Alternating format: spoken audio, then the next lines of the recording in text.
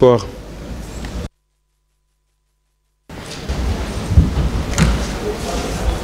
Ministère public contre M. C.C. Raphaël Abba et autres. M. Moussa Dadis Kamara. Venez à la barre, s'il vous plaît.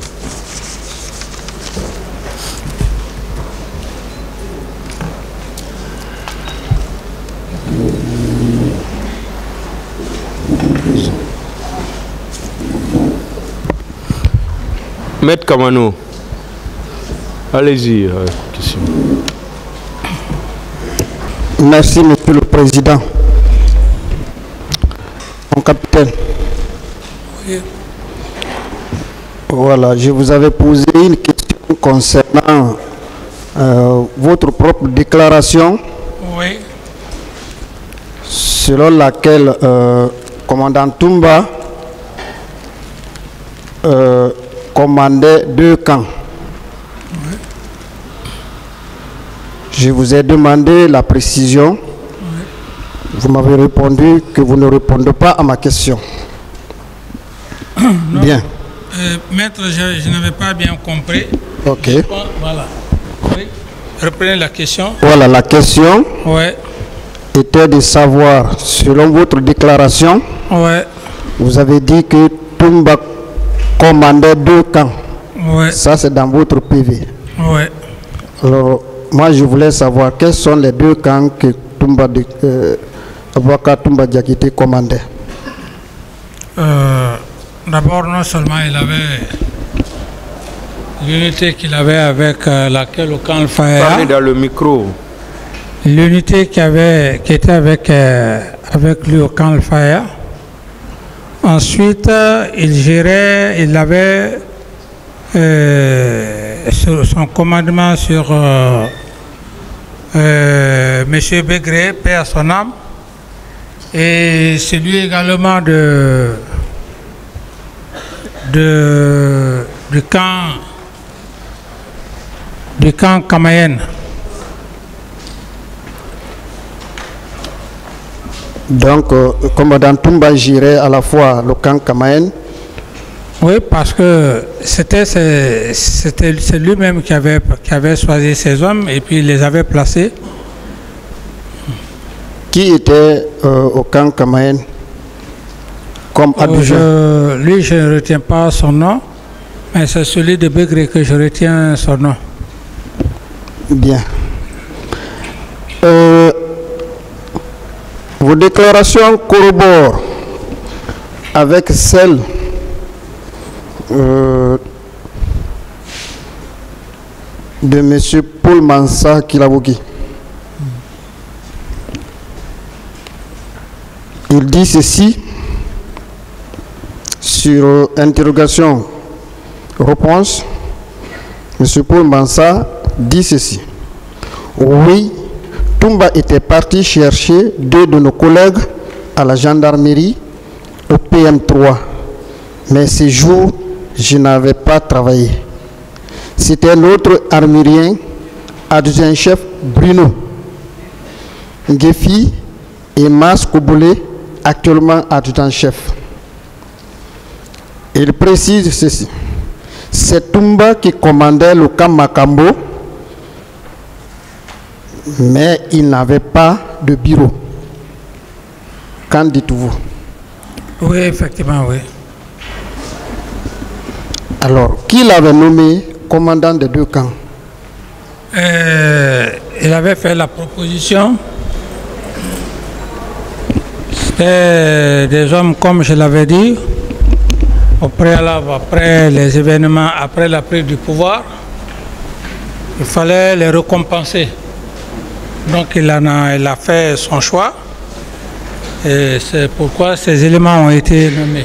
Mais dans le commandement en tant que tel, c'est lui qui assurait le commandement. Bien. Après les événements du 28 septembre, c'est vous qui avez demandé de suspendre l'arrestation qui était programmée pour M. Toumba à cause de l'armement qu'il détenait. N'est-ce pas? Non, pas à cause de l'armement, maître.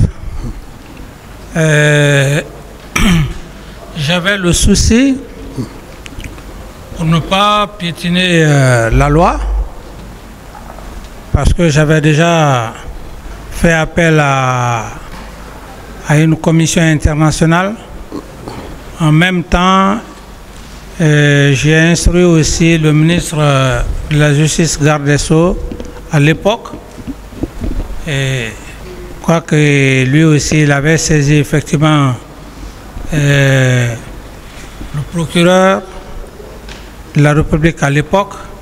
Et la suite, bon, je ne me suis pas, bon, comme c'était le ministre, alors c'était la raison qui m'avait poussé effectivement à ne pas continuer dans le souci de l'arrêter.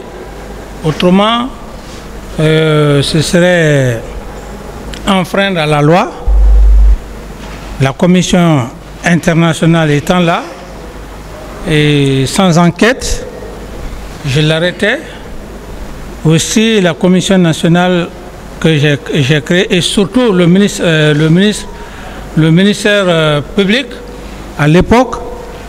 Alors je me suis dit, il ne faudrait pas qu'il y ait un poids, deux mesures.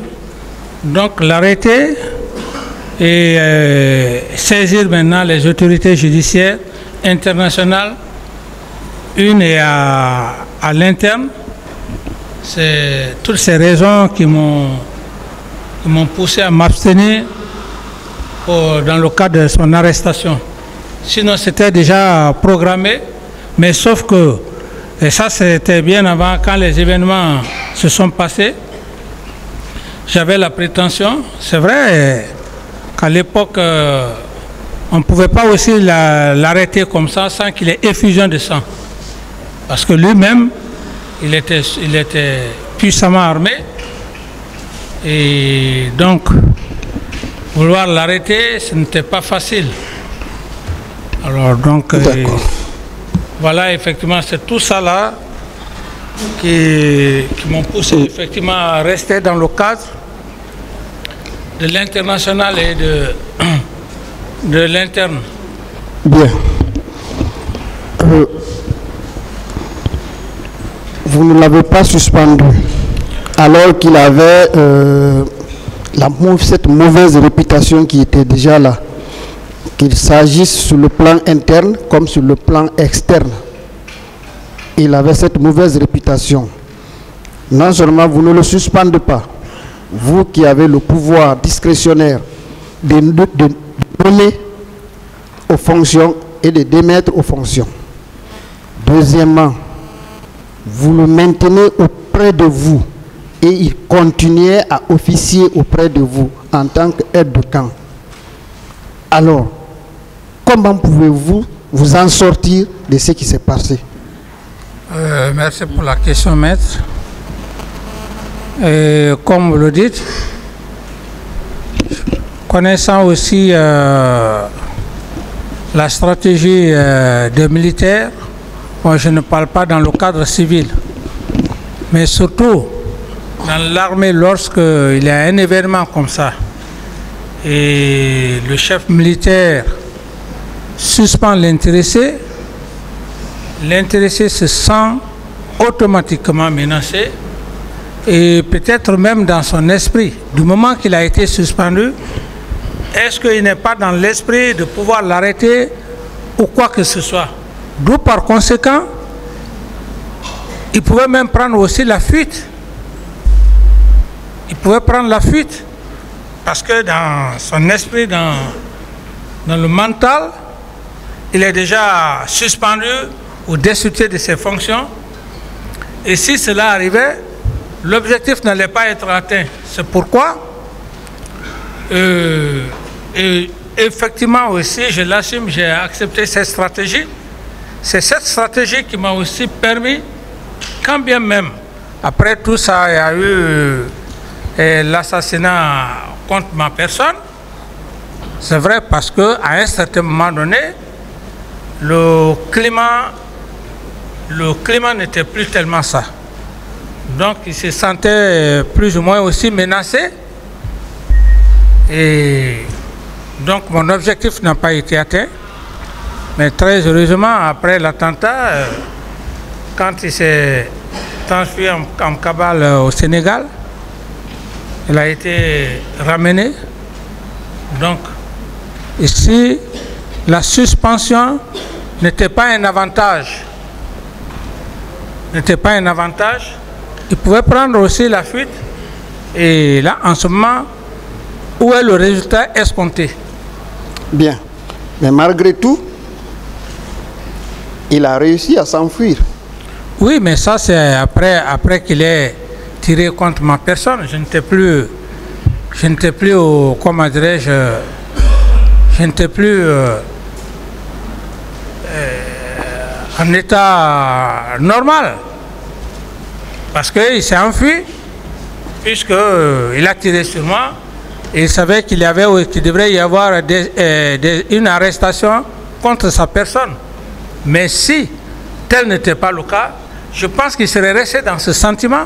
C'est ce qui fait même que le 2 octobre, nous étions tous ensemble. Mais les gens n'ont pas compris, contrairement à la presse, oui c'est vrai, parce que chacun connaît son métier. Bon, les civils peuvent comprendre autrement, surtout dans le cadre juridique où on parle du non-refus ou bien s'abstenir de ne pas arrêter. Mais dans le cadre militaire, un événement comme ça, le suspendre ou même adopter un comportement, s'il prenait la fuite, on ne serait pas là aujourd'hui, maître. Bien. Mon capitaine, vous avez eu entre griffes peur de le suspendre ou de le démettre de ses fonctions pour ne pas qu'il fuit et parce qu'il avait également des armes. Il était doté vraiment en armement. Alors, qu'est-ce qui vous a motivé à quitter la présidence ce jour pour venir jusqu'au camp Koundara? Quelle information vous avez reçue pour que cela vraiment vous pousse à venir vers celui-là déjà qui est prédisposé à mal agir contre vous? Merci pour la question, maître. Vous savez, moi, je ne peux pas faire une procédure dans une procédure. Si Toumba a jugé nécessaire que les événements du 3 décembre font partie, comment dirais-je, du 28 septembre, comme le président l'a bien posé la question, moi je ne suis pas dans cet esprit. Je ne suis pas dans cet esprit, je ne peux pas donner des explications pour vous satisfaire. Mais j'estime que le dossier est pendant et même après ce procès, le dossier il est pendant. Le moment venu, je pourrais mieux répondre effectivement à la question, maître, si Dieu nous garde toujours. Bien. Après les événements à la date du 28 septembre, des arrestations ont continué. Vous dites? Après les événements à la date du 28 septembre, oui. Les arrestations ont continué, les séquestrations, les tortures et même les viols dans les camps où M. Toumba était le commandant, non seulement au camp Koundara, mais aussi alors, au camp Samori et Alpha Yaya Diallo. On parle même de 30 escaliers. Vous n'étiez pas informé de ça? Maître, je n'étais pas informé de tout ça, même ce qui s'est passé au 32 escaliers. Ça, c'est après avoir tiré sur ma personne. Et le camp Koundara, je n'y allais pas au camp Koundara. Voilà. Donc, s'il y a eu des cas de viol, des cas de séquestration, vraiment, je n'ai pas été informé. Bien. À propos des corps des personnes disparues, à part le général Toto, qui a vu les camions au camp militaire d'Afayaya et qui a vu les corps dans le camp et il les avait même comptés. Il y a également un autre, puisque il s'agit de parler donc de ces corps. Il y a les déclarations d'un autre, le capitaine de police Amadou Kondé. Vous le connaissez? Moïse. Voilà. Moïse comment? Capitaine de police, il est capitaine de police Amadou Kondé. Non, je ne le connaissez pas. Il était au CMIS de Kamaen. Oui, de Kamaen. Non, je ne le connais pas. Voici ce qu'il dit. C'est dans son procès verbal. C'est dans son procès verbal de déposition de témoins du 25 novembre 2014. Sur les questions qui lui ont été posées, voici ce qu'il déclare. Quand je partais à l'hôpital, j'ai bien rencontré un convoi de véhicules militaires entre l'université et l'hôpital d'Onka. Je n'ai pas pu dénombrer les véhicules. Cependant, il y avait des pick-up et des camions en provenance de la ville. Ils se dirigeaient vers le stade. Poursuit en disant: les occupants de ces véhicules étaient habillés en tenue militaire. N'ayant pas travaillé avec les camps militaires, il m'était difficile d'identifier l'un d'eux. À ma présence, toujours il poursuit, personne n'a tiré sur un manifestant à l'esplanade. Il poursuit. Les camions militaires sont sortis du stade avec les corps devant moi.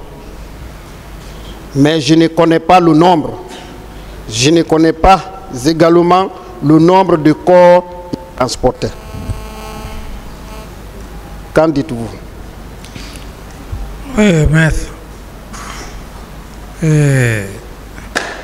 Cette déclaration, je ne peux pas l'infirmer, mais puisque moi-même je n'étais pas au stade. Parlez dans le micro. Moi-même je n'étais pas au stade et je n'ai pas été informé qu'il y avait eu des corps en provenance du stade pour une direction quelconque. Bien. À part ces déclarations, il y a même une vidéo qui circule sur les réseaux sociaux parlant d'un certain journaliste qui dit haut et fort que les véhicules qui ont transporté ces corps avaient été empruntés dans les mains d'une société de la place et que ces corps ont été ensevelis au camp Alfayaya derrière la piste d'atterrissage de l'aéroport international Ahmed Sékou Touré. Qu'en dites-vous? Oui, maître, s'agissant de cette question, et même étant au Burkina Faso, j'apprenais aussi les mêmes informations. J'apprenais les mêmes informations que vous êtes en train de faire cas, de faire allusion.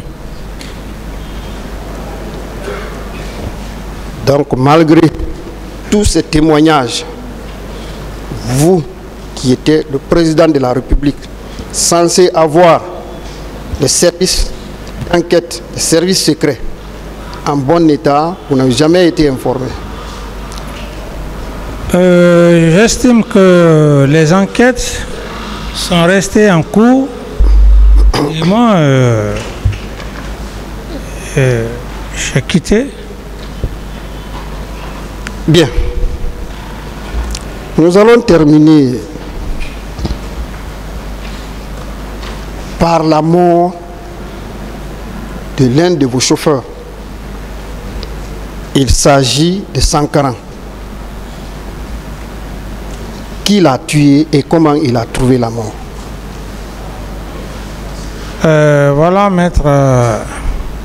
Moi, j'ai appris la nouvelle quand je suis allé au Maroc. D'abord au Maroc, je cherchais à demander les nouvelles de feu Joseph Makambo, paix à son âme, mais les gens se refusaient de me le dire.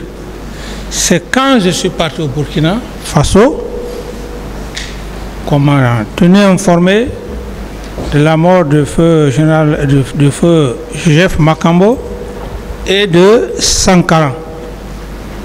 Et dans les explications que moi j'ai reçues, au moment où ils m'ont transporté le jeune Mansaré m'a transporté du camp Kundara au camp Samori. Du camp Samori, l'hélico est venu me chercher après quelques soins, après quelques traitements. L'hélico est venu me chercher pour la base militaire. De la base militaire, directement en direction du camp Al-Faya. Alors, quand je suis venu au camp Al-Faya, je n'ai fait que saluer les gens et puis je suis rentré dans mon bureau. C'est plus tard qu'on a fait le scanner et qu'il était nécessaire qu'on puisse me transporter au Maroc. Donc, c'est au Burkina Faso où j'ai appris la mort de Sankaran. Selon cette information, qui lui a donné la mort? Non, bon, comme je vous le dis, bon, je ne peux pas dire exactement le nom de... C'est comme le cas de feu Joseph Makambo. J'étais aussi curieux. C'est au même moment qu'on m'a dit que feu Joseph Makambo, la façon qu'il a été tué, on m'a dit également aussi que Sankaran aussi avait perdu, comment dirais, la vie, et tant d'autres. On fait état d'une décapitation, qu'il a été découpé, qu'il aurait été découpé par un certain Thomas. Bon, vous n'avez pas eu les informations à ce propos? Bon, ces informations ne m'ont pas dit exactement quelle est la personne qui a tué le jeune en question. Puisque moi, je n'étais plus là. Bien, merci beaucoup, capitaine Moussa Dadis Camara. Je vous remercie, Monsieur le Président. Merci, Monsieur le Président. Mon capitaine, Oui.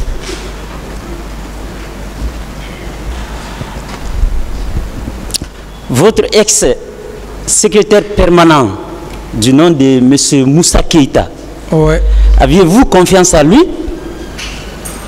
Bon, maître, c'est trop dire. Dans les relations humaines, on peut avoir confiance, et comme je le dis, au départ, j'avais confiance en lui, comme tant d'autres, maître. D'accord, merci. Alors, je voudrais vous lire un petit passage de sa déclaration ici, qui est très succincte. Il dit ceci. C'est son audition du 11 mars 2015. Il dit, le président m'a dit qu'il a envoyé Tchegoro pour le maintien d'ordre. Il a ajouté qu'il ne sait pas comment Toumba s'est retrouvé là-bas. Confirmez-vous cette déclaration? Mais cette déclaration n'engage que lui.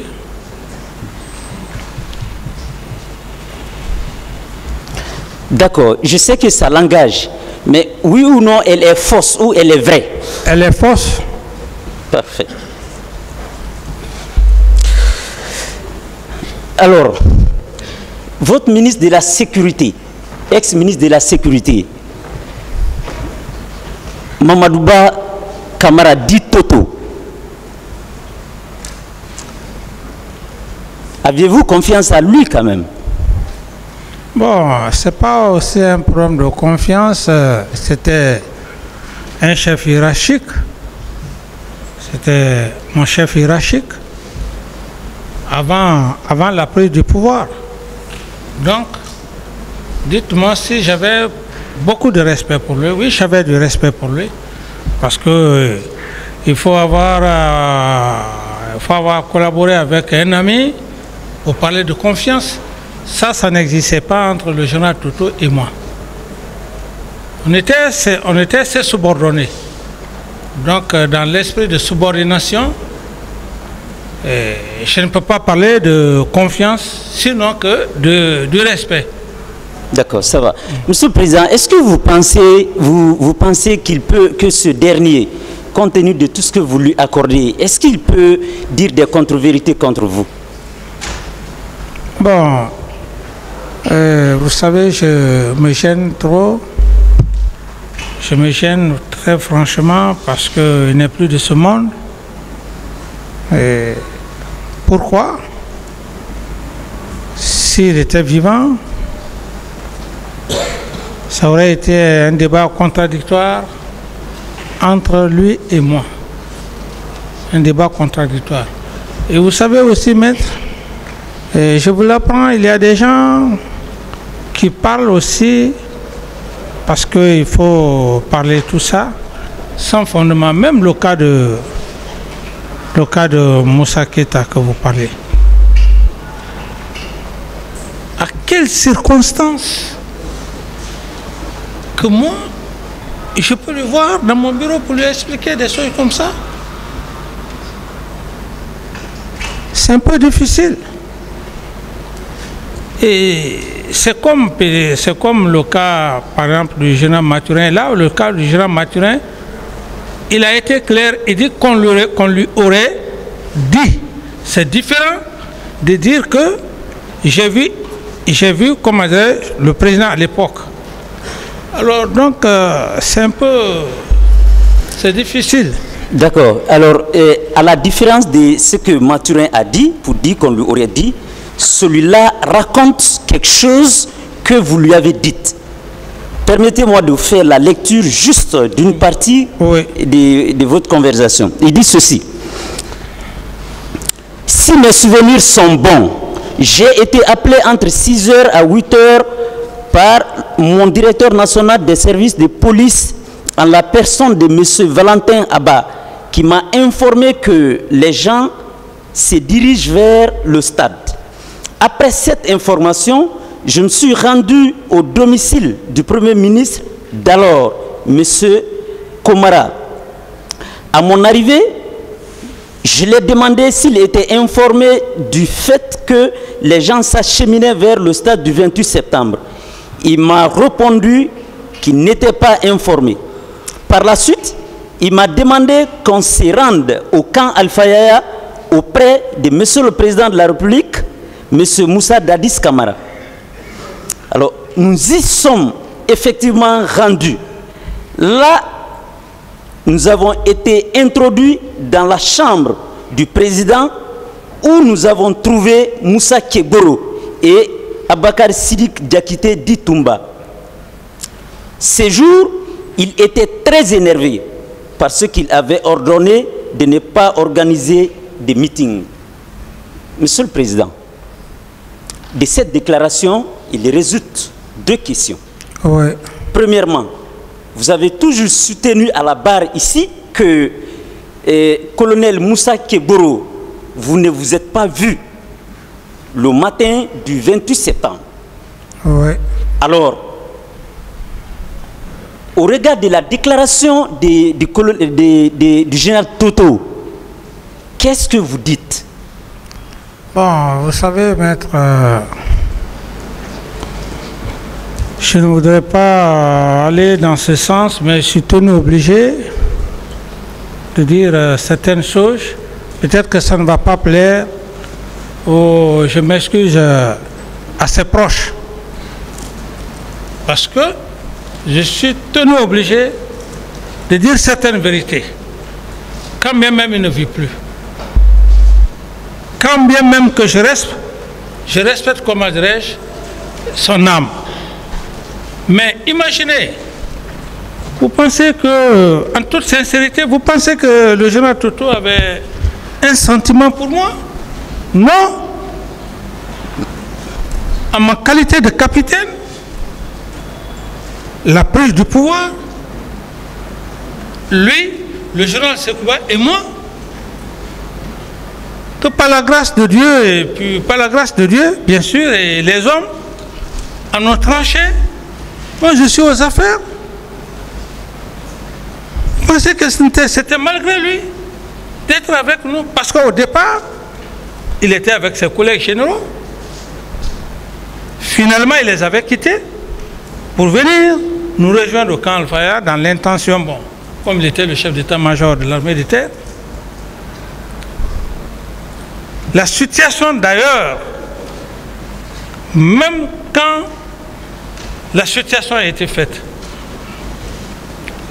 j'ai invité tous les généraux et ce jour, ses amis n'étaient pas contents dans la salle par rapport à l'attitude qui s'est passée. Bref, si le général Toto parle comme ça, je me dis que le pouvoir qu'il voulait, si moi, capitaine d'Addis, je m'empare du pouvoir, vous pensez qu'il était avec moi parce qu'il était avec moi? Non. Vous pensez qu'il peut dire quelque chose ici qu'il puisse me dédouaner? C'est pourquoi je suis très gêné, parce que quand un homme meurt, il y a certaines choses qu'il ne faut pas dire pour sa mémoire. Sinon, il y a des termes, je me réserve, parce qu'il a de la famille. Il a de la famille. Donc, maître, ne me poussez pas à dire des choses, parce que même quand tu meurs, tu as tes enfants, tu as ta famille. C'est dans ce contexte que je suis en train de résumer un peu. Je ne veux pas rentrer dans les détails. Il a de la famille. Oui, Monsieur le Président, moi je ne vous pousse pas à dire ce que vous ne voulez pas, mais je veux quand même savoir... ne pouvait pas, il ne pouvait... Ce qui est là-bas, ça ne colle pas à une réalité. D'accord. Mais, Monsieur le Président, à supposer qu'il le disait parce qu'il était contre vous, parce que vous avez... Et puis ensuite, je dis et je réitère.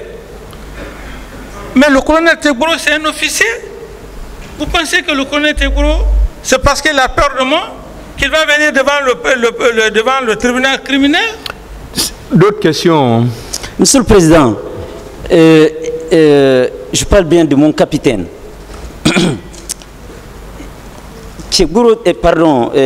Toto tenait ses propos pendant que vous n'étiez plus au pouvoir. Pas du tout. Mais c'est ce que je dis, maître. Mais est-ce que sa parole, c'est une parole d'évangile? Non. Je dis clairement, le colonel Tegboro, c'est un officier assermenté. Il ne peut pas venir devant le président du tribunal pour dire que je ne lui ai pas envoyé, et moi aussi. Mais il ne faut pas envoyer des termes, des allégations ou bien des affirmations pour mettre ça.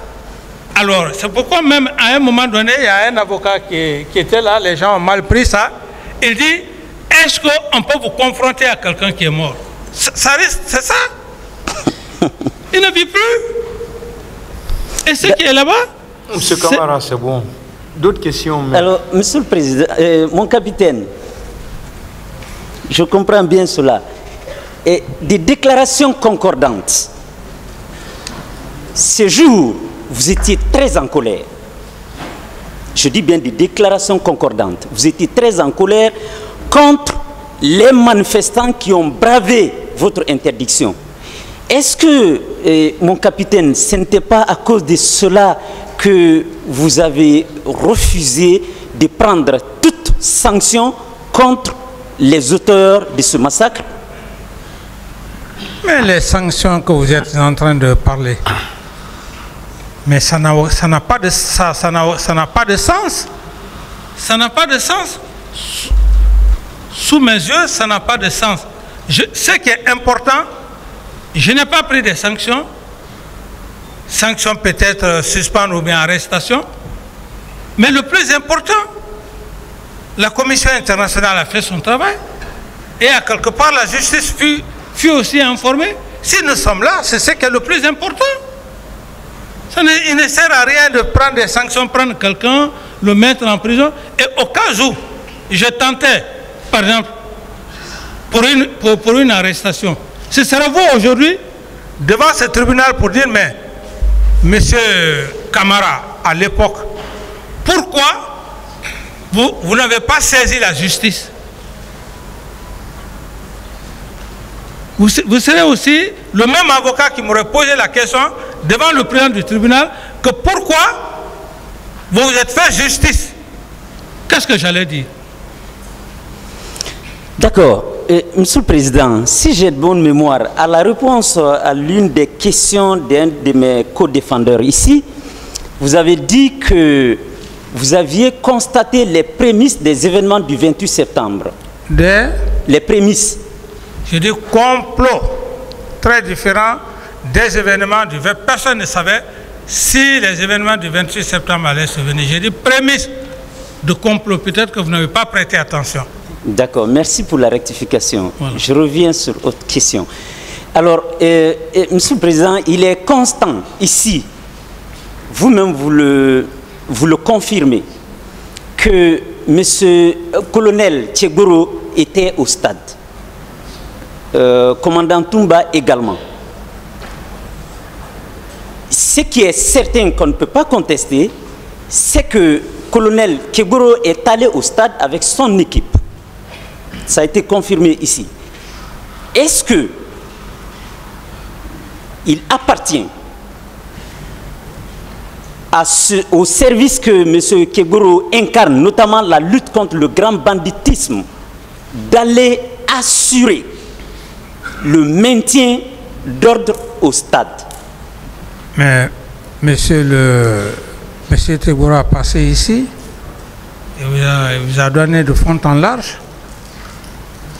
Moi, je n'ai pas à répondre à cette question, maître. Vous savez, ce que je recherche, oui, c'est que, mon capitaine, à l'époque de votre pouvoir, vous aviez la responsabilité morale de protéger les citoyens et leurs biens. Alors, au titre de cette charge, Monsieur le Président, des personnes qui sont armées, pas avec d'armes conventionnelles pour le maintien de l'ordre public, mais armes à feu, se déplacent devant vous pour aller au stade contre les manifestants. Quel devrait être votre rôle, Monsieur le Président? Maître, vous savez, c'est très grave ce que vous dites. C'est très grave lorsque vous dites que des hommes se déplacent devant moi. Il ne faut pas perturber, comment dire, l'audience. Qui vous a dit que des hommes se sont déplacés devant moi, maître? Quand même. Je sais que vous êtes en train de chercher des preuves, vaille que vaille. Je suis d'accord avec vous, maître. Mais ne dites pas des choses qui ne sont pas pénales. Qui ne sont pas pénales.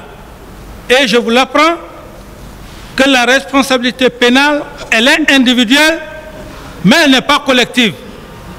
Donc, ne m'accusez pas fortuitement devant la cour pour dire que des hommes sont quittés devant moi au camp Al-Fayad.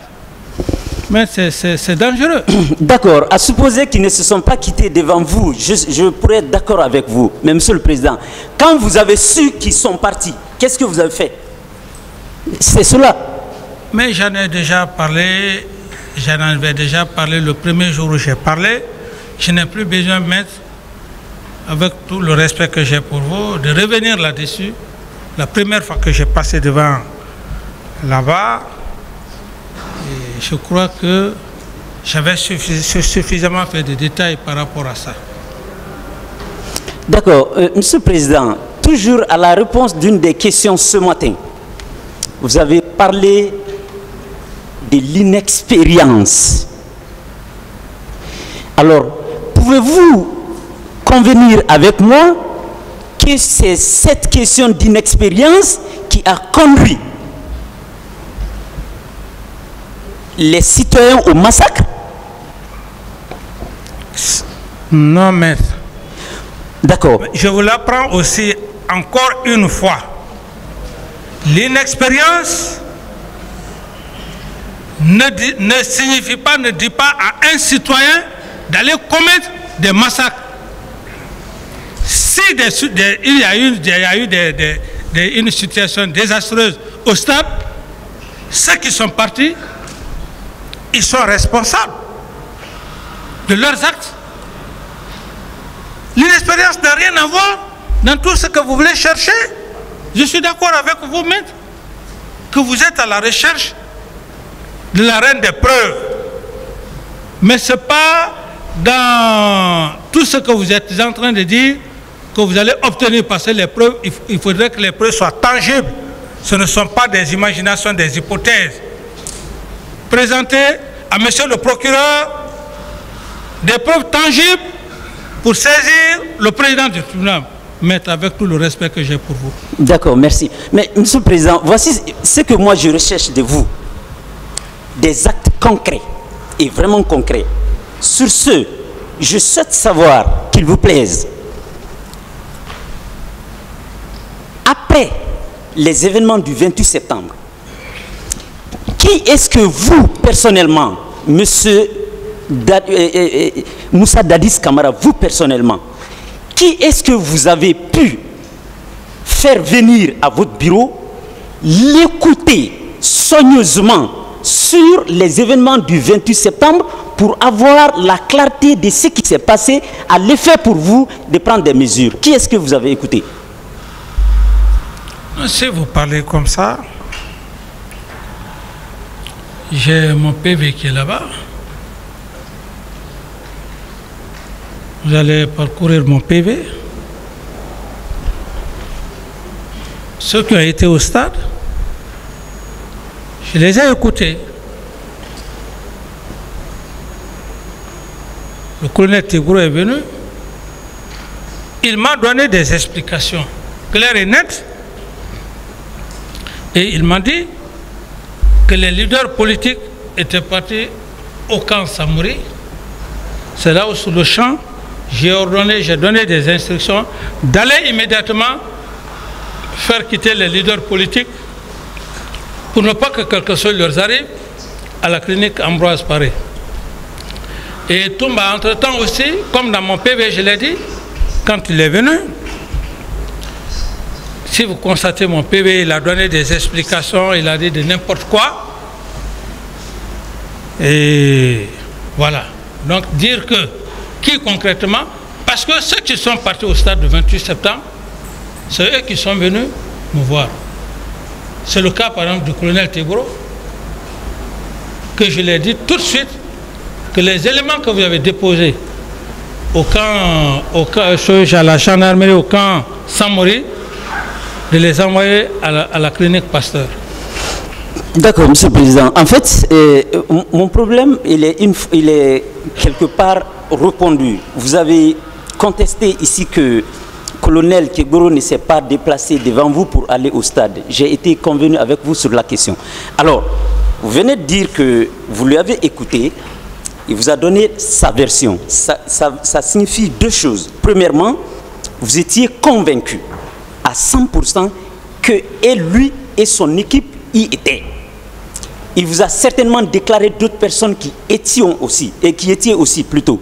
Alors, vous, toutes les mesures que vous avez eu à prendre, Monsieur le Président, c'était tout simplement demander à ce qu'on prenne soin des blessés, notamment les leaders, et après, les gens qui sont soupçonnés avoir commis cette infraction, vous n'avez pu prendre la moindre mesure. Monsieur le Président, qu'est-ce qui justifie votre inaction?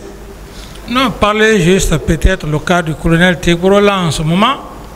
La question elle est précise.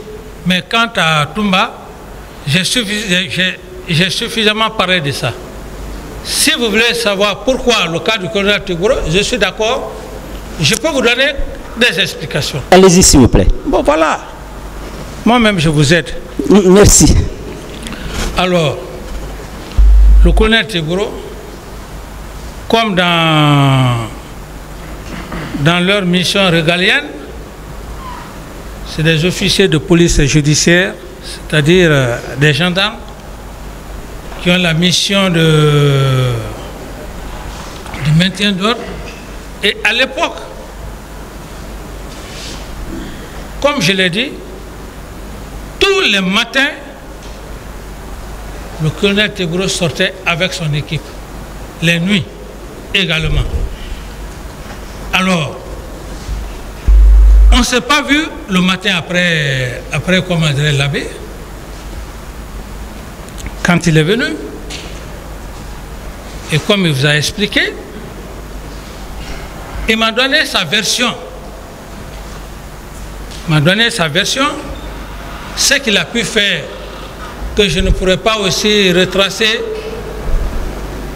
toutes ces déclarations, les leaders qu'il a eu à sauver, à l'occurrence la déclaration des leaders comme M. Sédou Dalein et puis Léon Sénifal, etc., etc. C'est là où il m'a dit qu'il a envoyé des blessés. Aussitôt, j'ai donné les instructions immédiatement. Ça, c'est le cas de Tegboro. Donc, je ne pouvais pas l'arrêter du moment que même après les événements, il y avait des déclarations qui tombaient des leaders, tellement sauvés, et même le feu Jean-Marie Doré, paix à son âme.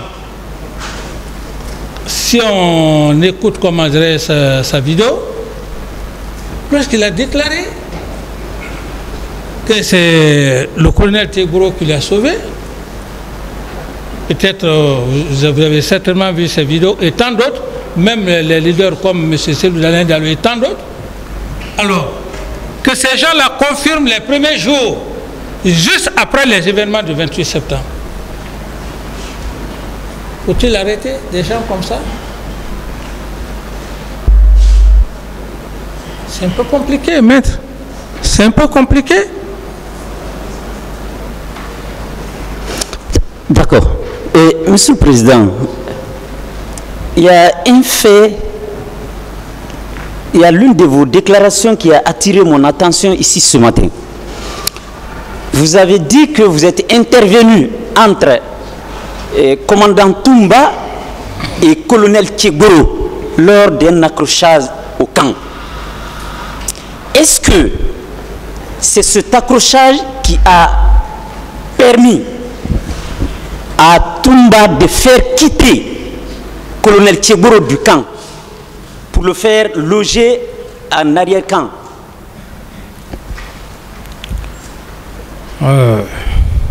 Sauf que vous m'obligez vraiment à revenir toujours sur les mêmes choses. J'ai été très clair avec vous, maître, ici pour la première fois. J'ai dit quand il a fallu cet accrochage, lorsque j'ai intervenu, le lendemain, c'est l'argument du général Sekouba qui vient dire au colonel Tegboro que vous ne pouvez pas rester ici, vous ne pouvez pas vous comprendre avec les bérets rouges. Ils ont sorti le colonel Tegboro à l'enceinte juste à quelques 40, à quelques 100 mètres. Alors, c'est ce qui s'est passé. D'accord. Monsieur le Président, commandant Toumba avait dit ici, a soutenu fermement à la barre ici, que il existait toujours des petits contentieux entre son équipe et celle de Tchegoro parce que les deux portaient le même béret. Est-ce que ce n'est pas à cause de cela que l'accrochage persistait et finalement, commandant Toumba a eu raison pour faire quitter l'équipe de Tchegoro? Non, maître. Ça, je dis, ce sont des allégations. Pardon? Est-ce que vous pouvez des allégations, maître. Les hommes de Tchegoro n'ont jamais porté le béret rouge, à mes yeux. Même le jour de leur accrochage, qui n'a d'ailleurs pas eu lieu, ces hommes étaient en t-shirt avec les bérets verts. Donc, ce côté, ce n'est pas ça. D'accord, Monsieur le Président. Alors, je voulais savoir, ici vous avez bien confirmé devant ce tribunal que vous aviez un service de renseignement très bien à l'époque de votre règne. Alors, nous, qui ne sommes pas aussi renseignés comme un chef de l'État, on a appris qu'on tuait par-ci, on tuait par-là. Autrement dit, pour être précis, on apprend que votre chauffeur a été tué de la façon la plus sauvage. On apprend que Claude Pivi pillait partout. On apprend que commandant Toumba a été au stade et il y a eu assez de morts par ce fait, par son fait. Alors, Monsieur le Président, avec tous les renseignements que vous devriez avoir de par vos services de renseignement, votre conviction personnelle a été établie contre qui et qui pour les différents faits que je viens de vous citer? D'abord, je commence par rectifier le premier passage que vous voulez me compromettre très dangereusement devant le tribunal. Lorsque vous dites, c'est pourquoi, maître, il faut qu'on soit concentré quand les gens sont là, chercher à les écouter ou à repasser ce qu'ils ont dit. Qui a dit devant l'auguste tribunal de Monsieur le Président, est-ce que capitaine Dadis a dit devant l'auguste tribunal que j'avais un service de renseignement? D'ailleurs, quand la question a été posée, je me suis dit que je n'ai pas eu cette chance-là. Donc, si vous voulez aborder vraiment votre question, ne faites pas allusion au cas du tribunal, parce que ce n'est pas vous qui me jugez. Moi, je cherche à vous satisfaire, mais c'est le tribunal. Donc, si vous engagez ou si vous dites un langage qui peut me compromettre, avant de répondre à votre question, je rectifie d'abord. Merci. On est d'accord? Maintenant, reposez votre question maintenant. Alors, Monsieur le Président, je suis vraiment ferme là-dessus. J'ai cru entendre que vous aviez un service de renseignement. Mais vous dites que vous n'en aviez pas. J'accepte. Vous, en votre qualité de président, à l'époque des faits, vous aviez affaire avec une armée non structurée, comme vous l'avez dit, comme vous disiez. Alors, nous, population civile, nous étions informés que Claude Pivi pillait. Nous étions informés que votre chauffeur a été sauvagement abattu. Nous étions informés des actes d'atrocité que colonel Tchegoro infligeait aux citoyens dans des cellules. Alors, Monsieur le Président, vous, en votre qualité de président, est-ce que vous étiez informé de ces actes? Donc je disais, maître, comme la fois dernière, je dis que je n'ai pas eu cette chance-là. En matière de renseignement, il faut juste savoir la chance. Sinon, les renseignements en tant que tels, si vous avez des mauvaises personnes autour de vous, vous n'aurez jamais des informations. Et il y a ce qu'on appelle le BRQ, le bulletin de renseignement quotidien, vous n'allez jamais l'avoir si vous êtes mal entouré. Ça, c'est un. Deux, par rapport au problème de pillage que vous faites allusion à l'égard du colonel Pivi, je suis désolé de vous dire que pas un seul jour au camp Al-Faya qu'on est venu me dire que le colonel Claude Pivi a pillé. Au contraire, j'apprenais par contre qu'il allait dans des lieux, dans des quartiers où ça n'allait pas. Ça, c'est le cas du colonel Claude Pivi.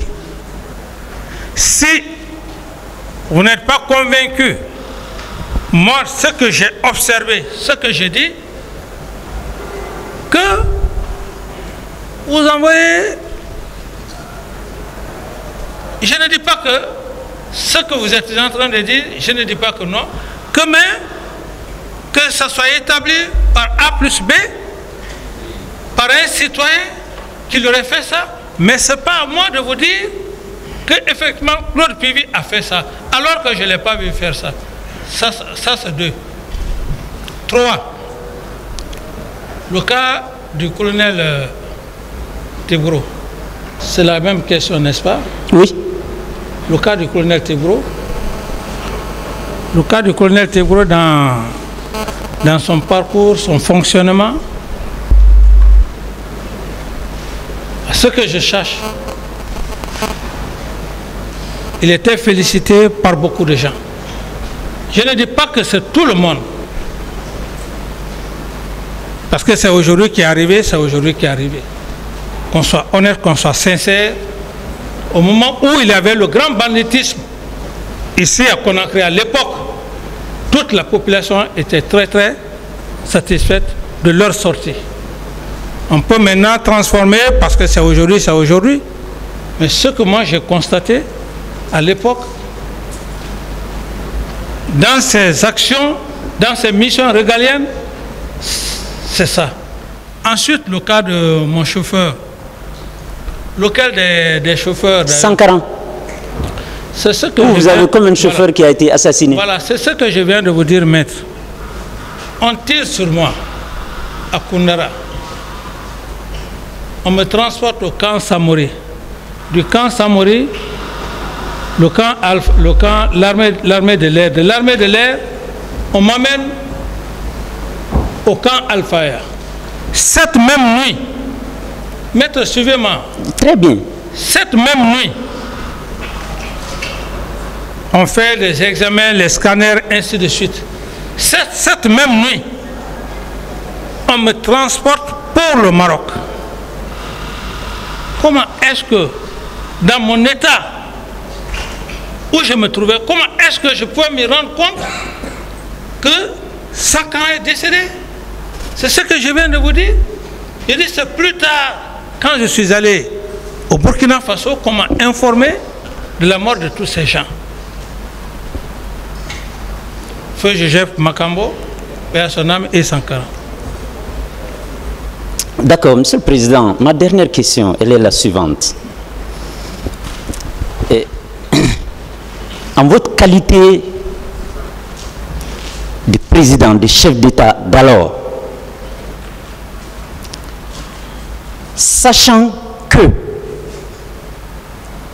vous étiez le garant de la sécurité de la population et de leurs biens,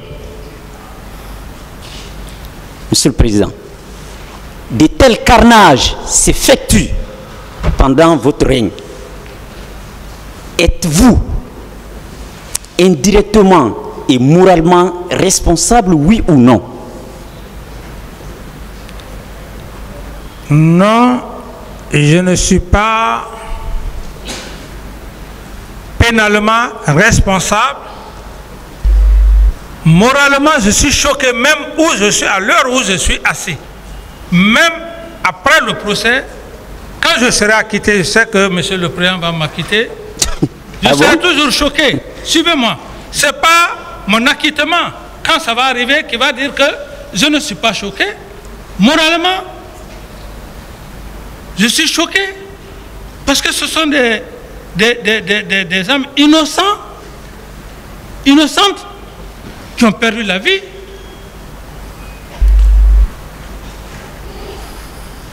Pour lesquels vous n'avez pu rien faire.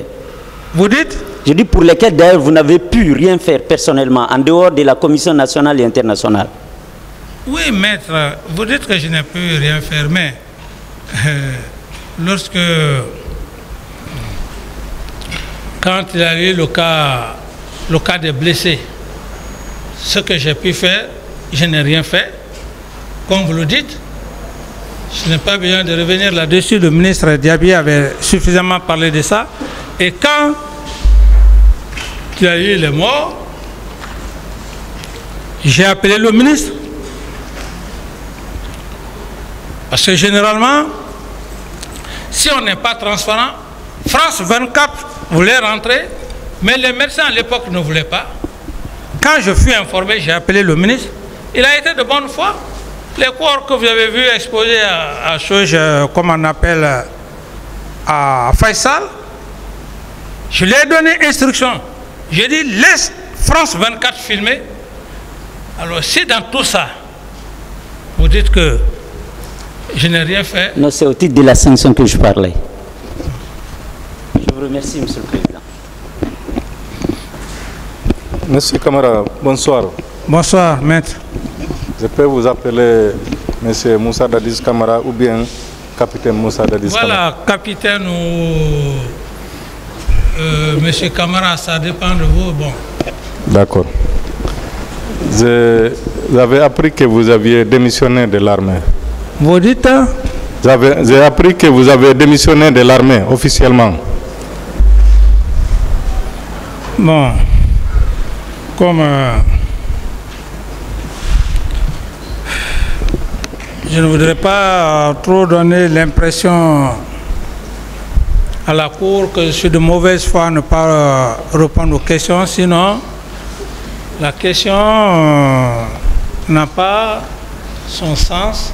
Si j'ai démissionné de l'armée ou si je n'ai pas démissionné, ça n'a rien à voir avec les événements du 28 septembre. Mais après, quand à privé, je pourrais vous le dire personnellement. Je vais vous le dire. D'accord. Ok, parlant de votre aide de camp alors. Oui. Monsieur Aboubakar Sidiki Diakité d'Itumba, est-ce qu'il vous a toujours rendu service avant le 28 septembre? Merci pour la question. Donc, pour ne pas être trop confus aussi, parce que vous avez créé un peu, le président ne sait pas ou les procureurs ne savent pas si je suis dans l'armée, pour vraiment les éclairer, je ne suis plus dans l'armée. Je ne suis plus dans l'armée. Je suis dans un état civil comme vous, maître. Donc, on peut vous appeler simplement Monsieur Moussa Dadis Camara. Oui, bon, vous savez, le grade, hein, on meurt avec le grade. Donc, vous pouvez me dire... Quelle est la question? On va évoluer, s'il vous plaît. Oui, l'autre question. J'ai demandé... Est-ce que M. Aboubakar Sidiki Diakité vous a rendu service avant le pouvoir? C'est ça? Il vous a toujours rendu service avant le 28 septembre. Oui, bien. Avant le 28 septembre. Naturellement, naturellement. Donc, on peut retenir qu'avant le 28 septembre, il n'y avait pas de problème entre vous deux. Il n'y avait pas de problème. Est-ce que vous avez nommé, vous l'avez nommé volontairement ou bien vous avez été obligé de le nommer aide de camp? Si j'ai été obligé? Oui. Non, bon, c'est... Il n'est pas d'ailleurs le seul, hein. Tous ceux qui ont contribué à l'avènement de la prise du pouvoir, j'ai essayé de récompenser chacun. Donc, il a activement contribué à votre arrivée au pouvoir? C'est ce que je vous avais dit, maître. J'ai dit que, parce que dans mon PV, vous savez, quand ici on est très honnête, très souvent vous allez dire quelque chose, les gens peuvent prendre ça. Il en a fait de cela l'hypothèse comme quoi, après tout ce qu'il a eu. Est-ce qu'il a contribué à votre avènement au pouvoir? Il n'est pas le seul. Est-ce que lui, il a contribué? Oui, c'est lui, personnellement. pour lui, il veut savoir. Et tous, oui. D'accord. Pourquoi c'est seulement après les événements du 28 septembre qu'il y a un problème entre vous deux? Mais, maître, vous savez bien les événements du 26 septembre, ce qui s'est passé lorsque un homme en qui vous avez confiance, toute votre confiance est placée en lui. Il arrive à vous dissuader avec un groupe de militaires. Et vous apprenez par surprise qu'il vous a contourné pour aller au stade, sous prétexte qu'il ne serait pas allé me chercher. C'est pas une trahison, ça? C'est ça l'origine. Les événements du 28 septembre. Donc, ça veut dire que même le matin du 28 septembre, avant les événements, vous dites, hein? Ça veut dire que même le matin du 28 septembre, avant les événements, vous étiez d'accord avec lui?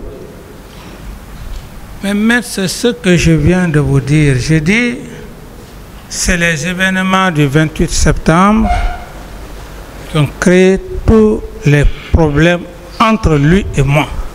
D'accord. Et lorsqu'il dit, ici à la barre, et dans son PV, que le 25 septembre, il a constaté un grand nombre de recrues de Kalea au camp Alpha Yaya, sous votre responsabilité. Est-ce qu'on peut le croire? Parce qu'en ce moment, il n'y avait pas de problème entre vous deux. Bon, maintenant que la situation est posée, j'ai été clair. Si vous voulez en savoir plus la situation de Kalea, le journal Sekouba est mieux placé pour en parler. Je n'ai pas fait de recrutement pour Kalea. Non, je ne parle pas de recrutement. Je parle de la présence de recrues au camp Alpha Yaya à partir du 25, selon M. Diakité. La présence des recrues au stade, au camp Alpha Yaya. Au camp Alpha Yaya, je n'en sais rien. Et mais M. Diakité dit que ces recrues-là étaient sous votre responsabilité. Il n'a pas dit ça. Si. Il n'a pas dit que ces recrues étaient sous mon responsabilité. Il aurait dit clairement. Il a dit également que dans la même journée du 25, la poudrière a été ouverte. Des armes ont été distribuées à votre demande. Non, maître, ne faites pas... Ne me poussez pas vraiment à rejeter et à dire que je ne réponds pas à votre question. Mais il a dit clairement qu'il avait des armes dans un camion avec l'aide de camp du général Sekouba. Mais vous n'avez pas entendu ça? Tout le monde n'a jamais dit ici que moi je lui ai donné des instructions pour aller prendre des armes. Si vous dites comme ça devant le tribunal, mais c'est grave, maître. Si vous avez compris sa question, reprenez votre question, maître. Il a dit que la poudrière a été ouverte à votre demande et des armes ont été distribuées le 25 septembre. J'estime, s'il l'a dit, il n'a pas dit vrai. À ce que je sache, quand il a passé, j'étais au box des accusés. J'ai tout écouté. Qui garde les clés de la poudrière en ce moment? Qui garde les clés? Revenons sur la question. À ce niveau, s'il a dit, ce n'est pas vrai. Peut-être maintenant que Vous voulez me pousser selon votre logique? Non. Que voilà. Mais il ne l'a pas dit. D'accord. À supposer qu'il ne l'ait pas dit. À moins que ce soit maintenant un nouveau élément. À cette époque, en septembre 2009, qui gardait les clés de la poudrière au camp Alpha Yaya? J'en ai déjà parlé de ça. Je ne reviendrai plus là-dessus. À quelle occasion on pouvait ouvrir la poudrière? Je n'ai pas de réponse à cette question. Je ne suis pas un armurier pour vous dire à quel moment. Qui pouvait donner les ordres pour ouvrir la poudrière? Et je ne sais pas. D'accord. Vous avez parlé de M. Alpha Condé, même dans votre PV. Est-ce qu'on ne peut pas s'étonner de cela quand on sait que, par exemple, en 2015, pendant la campagne présidentielle, vous avez expressément appelé la forêt à voter le RPZ et pour M. Alpha Condé? Maître, j'ai été très clair avec vous. Mais qui est maudit? C'est moi qui vais rester au Burkina Faso. Mes oncles et mes parents, mes oncles Konéens et mes parents guerriers vont s'entretuer. Qu'on vienne me voir. Que vous le voulez, oui ou non, il va gagner les élections. Mais je ne suis pas un maudit. J'ai accepté à mes parents. J'ai dû voter pour lui. Il y a un crime dans ça? Non, il n'y a pas de crime, mais je l'ai quand, fait et je l'assume. Quand on vous entend l'accabler ici aujourd'hui, est-ce qu'il y a une logique? C'est ce que j'ai demandé. Je l'ai fait et je l'assume parce que c'est seulement chez moi où il y a eu plus de 400 et quelques morts. Dans quelle partie de la Guinée il y en a eu? Personne ne peut me condamner par rapport à ça. Je l'ai fait et je l'assume. C'était pour sauvegarder, comme les deux communautés, Konya et Pelé et Guerzé. J'en ai fini, je ne réponds plus à une autre question. Et ça ne fait même pas partir comme des événements du 28. Vous avez parlé de M. Alpha Condé. Oui. Ici à la barre. Oui, non, je dis par rapport à ça, par rapport à ce que vous dites, les élections et consorts, machin. Bon, bref, j'ai fini de parler et je l'ai fait, je l'assume et je ne le regrette pas. C'est ce qui fait aujourd'hui, les deux communautés s'entendent. Voilà. D'accord. Et parlant du général Sekouba Konaté, votre ami également. Vous dites? Votre ami, le général Konaté. Oui. Vous étiez ami, n'est-ce pas? Que j'étais? Son ami personnel. Mais maître, il ne faudrait pas qu'on abuse effectivement de la patience aussi. Est-ce qu'il était votre ami? C'est ce qu'il veut savoir. J'ai été clair avec vous, maître, ici. J'ai dit que c'était mon meilleur ami. D'autres questions? Après les accords de Ouaga, on vous a toujours maintenu comme président du CNDD et lui, président par intérim. Mais ce n'était que de nom, un faux accord. Vous aviez accepté, n'est-ce pas? Mais je l'ai accepté pour sauvegarder, comment dirais, la paix. Parce que ça n'y allait pas. Je l'ai accepté. Quand est-ce que vous avez su qu'il est contre vous, alors? Vous dites? Quand est-ce que vous avez su que votre ami Sekouba était contre vous? Non, c'est après toutes ces épreuves. Et surtout, ce qui est encore plus... où j'ai eu la conviction, c'était par rapport aux événements du 28 septembre. Au départ, comme je le disais tant d'autres, je disais à un de vos confrères, j'ai dit, je vais parler de prémices. Les prémices, je les avais, mais je n'étais pas vraiment rassuré. Mais c'est les événements du 28 qui m'ont suffisamment confirmé qu'effectivement, je lui avais porté confiance pour zéro. J'étais moi seul dans l'amitié, mais il n'était pas avec moi. D'accord. Après les événements du 28 septembre, immédiatement après. Les audios certainement existent encore. Vous avez déclaré que les leaders politiques sont responsables de ce qui est arrivé. C'est eux qui ont envoyé les militants à la boucherie, n'est-ce pas? Les leaders politiques ne sont pas là, je ne réponds pas à cette question. Vous l'avez tenu ce propos ou non? J'ai dit, maître, je ne réponds pas à cette question. C'est mon droit aussi de ne pas répondre à la question. Comme monsieur le président. Pourquoi c'est seulement aujourd'hui que vous dites que c'est M. Toumba et son groupe qui ont tué les gens, alors qu'au début, vous l'avez défendu? Oui, M. Toumba. Maintenant, maître, si vous voulez, faites maintenant vos analyses comme vous voulez. Moi, tout ce que je sais, vous savez, dans cette salle, j'ai la tête. C'est quand le procureur prend la parole, je le jure, hein, c'est la seule personne, quand eux ils prennent la parole, je ne suis pas tranquille. Tout le reste, je n'ai pas peur. Honnêtement parlant. Parce qu'ils sont pondérés. Quand le procureur a pris la parole ici, il est parti intégralement que sur les faits des événements du 28 septembre. Quand j'ai fait mon schéma, j'ai dit non, je vais rester dans le cadre de complicité. Monsieur le Président m'a cadré et il est revenu là-dessus.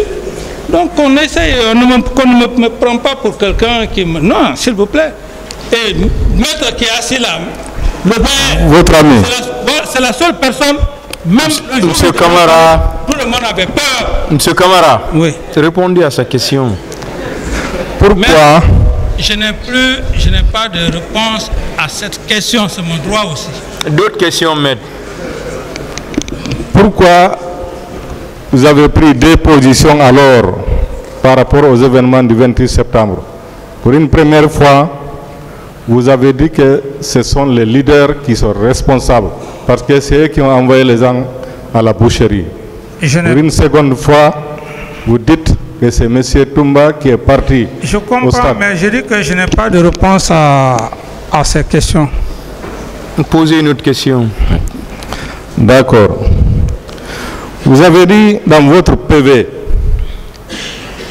que les hommes de M. Thiebro et les hommes de M. Toumba, vous ne les contrôlez pas à l'époque, n'est-ce pas? Posez la question, maître. C'est la question. C'est une question. J'avais déjà répondu. Donc, je n'ai pas compris la réponse. J'ai dit que j'en ai déjà parlé, je ne veux plus revenir là-dessus. Est-ce que c'est vrai, vous ne contrôliez pas également les hommes de M. Thiebro? J'ai dit que j'en ai déjà parlé, je ne réponds plus à cette question, maître. D'accord. Le matin du 28 septembre, lorsque les événements ont commencé, les tueries, combien de vos ministres ou chefs militaires sont venus vous rendre compte au camp, à votre bureau?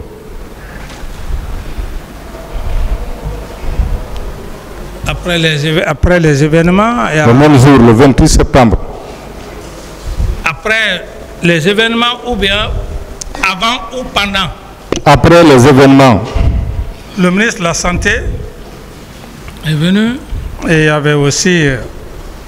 Je ne peux pas me rappeler de tous les ministres qui étaient là. Tout le monde était préoccupé à ça. Quand le ministre Diaby a envoyé le rapport, donc... Ils sont venus séparément ou bien parfois ils venaient ensemble? Le ministre Diaby...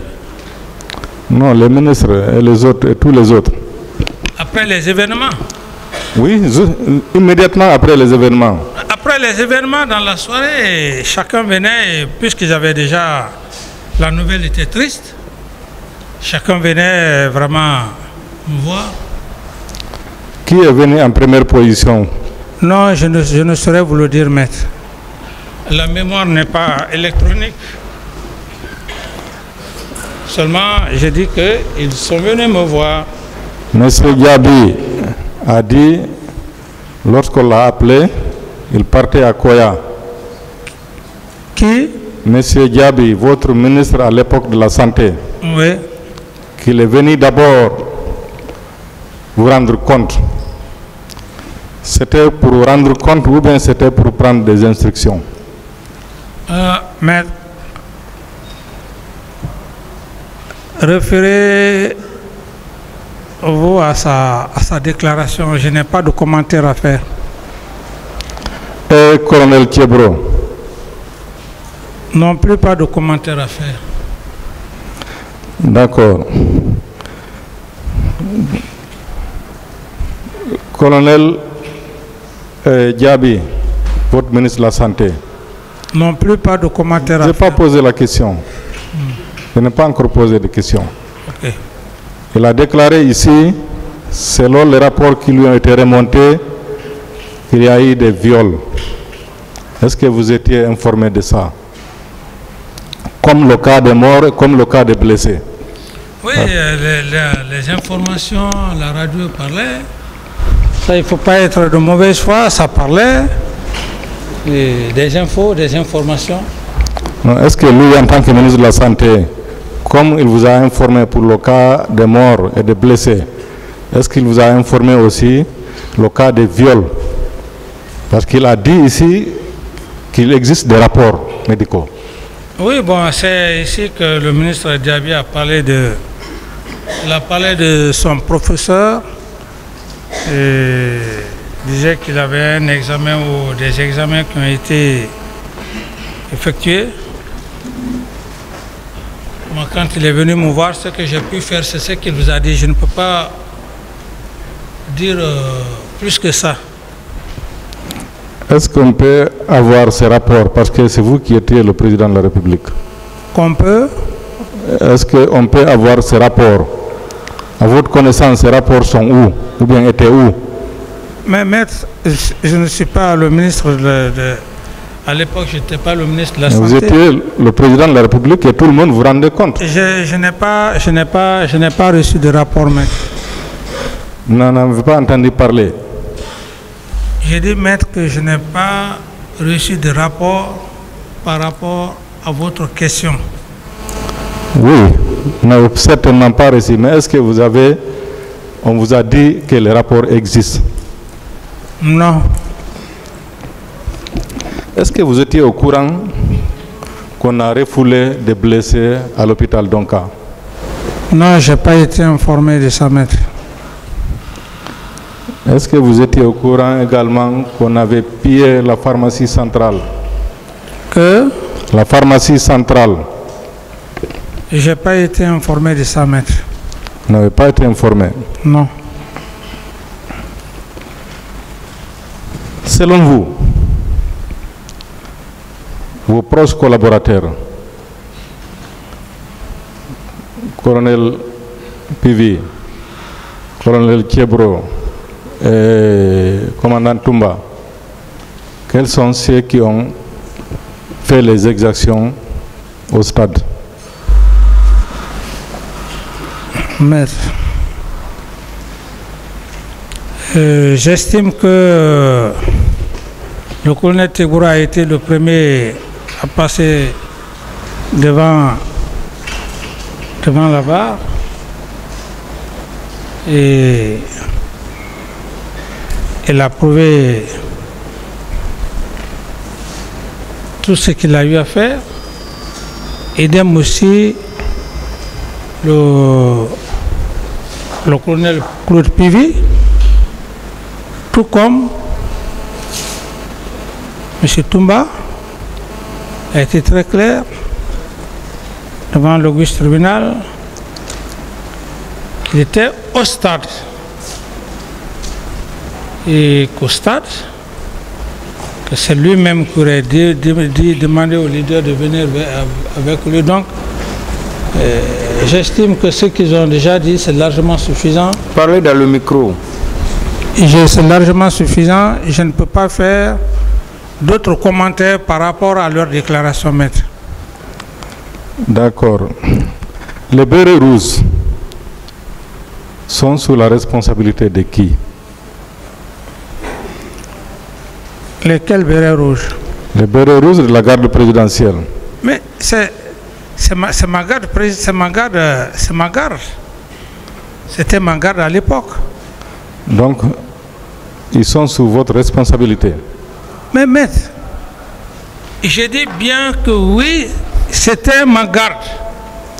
Est-ce que vos gardes peuvent quitter le camp Alpha Yaya, vous quitter, aller jusqu'au stade, perpétrer des massacres et des viols sans votre ordre, en pleine journée?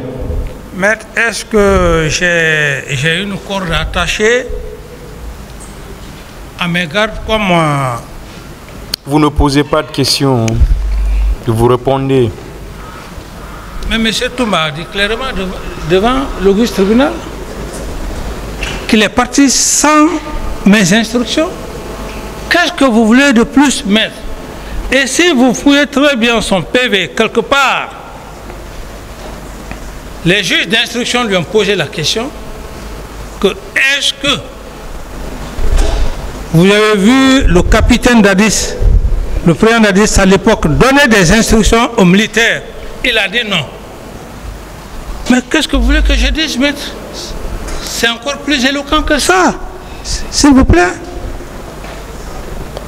Ce n'est pas parce qu'ils sont de ma garde que vous allez dire qu'ils ne peuvent pas aller là-bas sans moi. Il a été clair.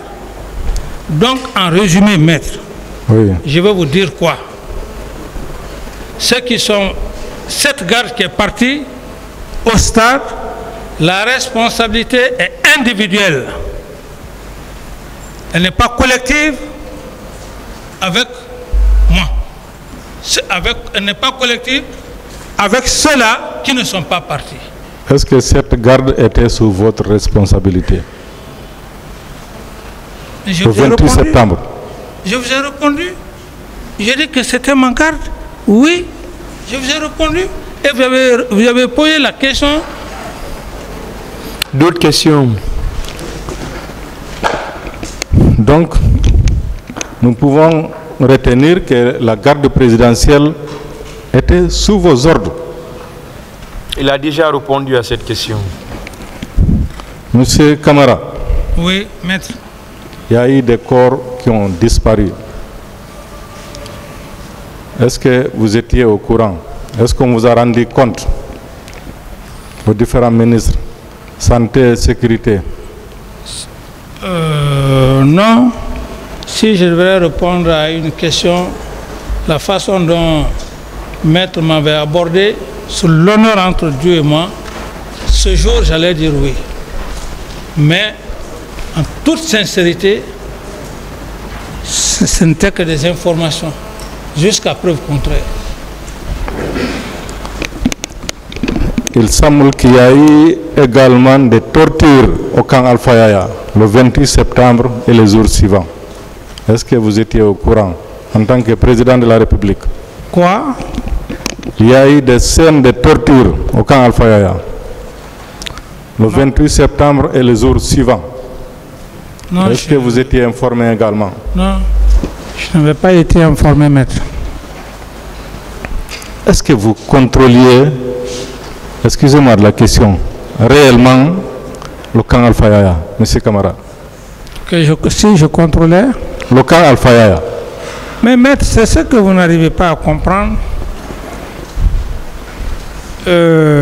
Vous pensez un chef d'État doit tout savoir? C'est un être humain comme vous. À la seule différence, les responsabilités diffèrent. On ne peut pas tout contrôler comme vous le dites. Il y a des choses qui peuvent se passer au camp que vous-même vous n'êtes pas informé. Mais de façon permanente? Même si c'est de façon, je ne sais comment, non permanente, il y a des choses qui peuvent se passer que vous n'êtes pas informé. C'est bizarre parce que vous avez comme proche collaborateur et fidèle M. Thiebro, M. Pivi et M. Toumba, qui curieusement ne s'entendaient pas. Effectivement, ça ne vous paraît pas bizarre? Effectivement, comme vous dites que, bon, bizarre, pas peut-être sous votre yeux. Mais ce que je n'ai pas vu, vous n'allez pas m'obliger, maître, à suivre, comment dirais, votre logique. Non. J'ai été clair, j'ai dit être un chef militaire vivant dans le même camp ne signifie pas que tu peux être informé de tout. Non, ce n'est pas possible. On est tous avant tout des êtres humains. Monsieur Camara, oui. Les tueries du stade, au stade, les viols collectifs, les blessés, les disparus, est-ce que vous les regrettez aujourd'hui? Très honnêtement, je le regrette, comme tous les Guinéens. Vous personnellement, en tant que président de la République à l'époque? Mon regret est énorme encore. Oui, mon regret est énorme. Mon regret est énorme. La façon dont les choses se sont passées, si l'histoire pouvait se répéter, est-ce que vous allez agir de la même manière aujourd'hui, avec le temps et le recul?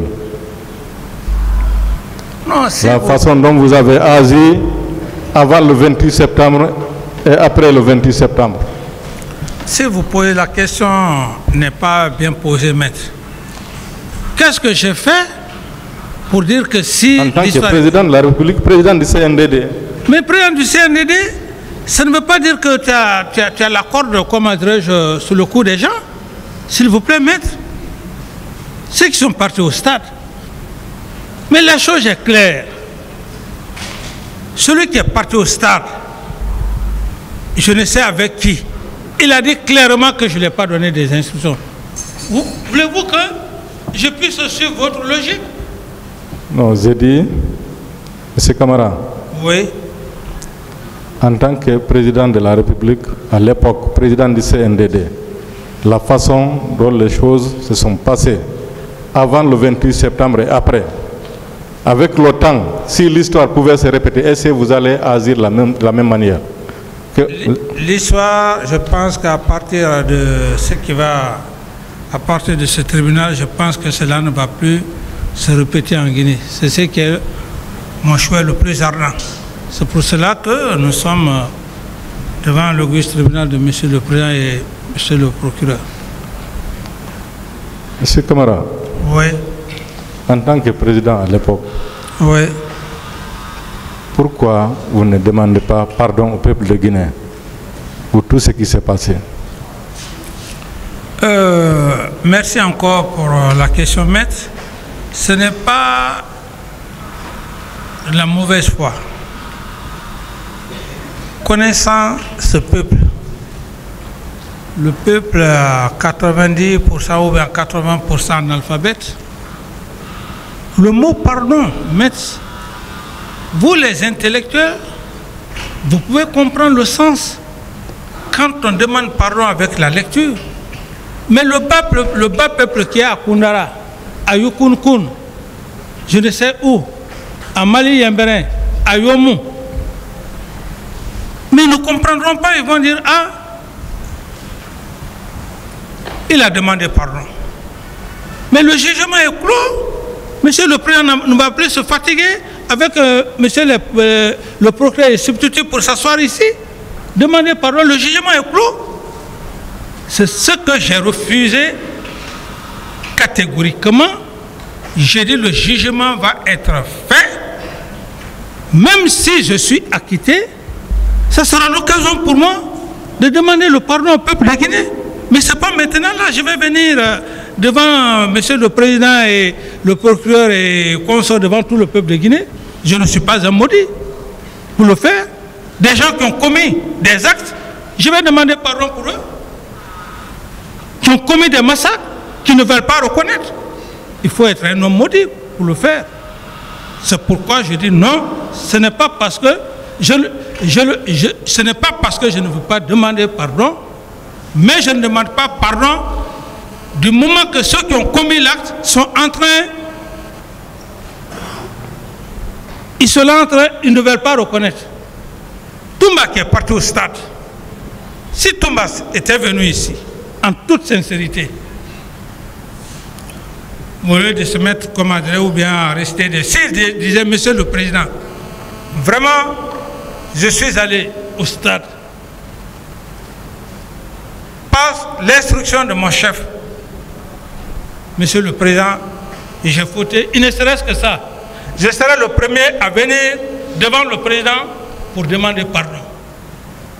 Mais quelqu'un qui n'a pas fait, il est venu ici, il a essayé, il a parlé des sourates, tout ça, il a fait comme si rien ne s'est passé. Vous voulez que moi je vienne ici? Mais, Monsieur Camara, vous avez dit vous-même, la responsabilité pénale est personnelle. Qu'il demande pardon ou pas, si vous estimez que vous avez une parcelle de responsabilité, pourquoi vous ne demandez pas pardon? Écoutez, merci, vous ne voulez pas me comprendre. Non, je vous comprends. Non, je dis clairement, je dis à cet instant où je suis devant le président du tribunal, monsieur le procureur et substitut et les assesseurs, je ne demande pas pardon pour les gens qui ont commis des actes crapuleux. Je ne le ferai pas. D'autres questions? J'en ai fini, monsieur le président. Je vous remercie. L'affaire est renvoyée au 10 janvier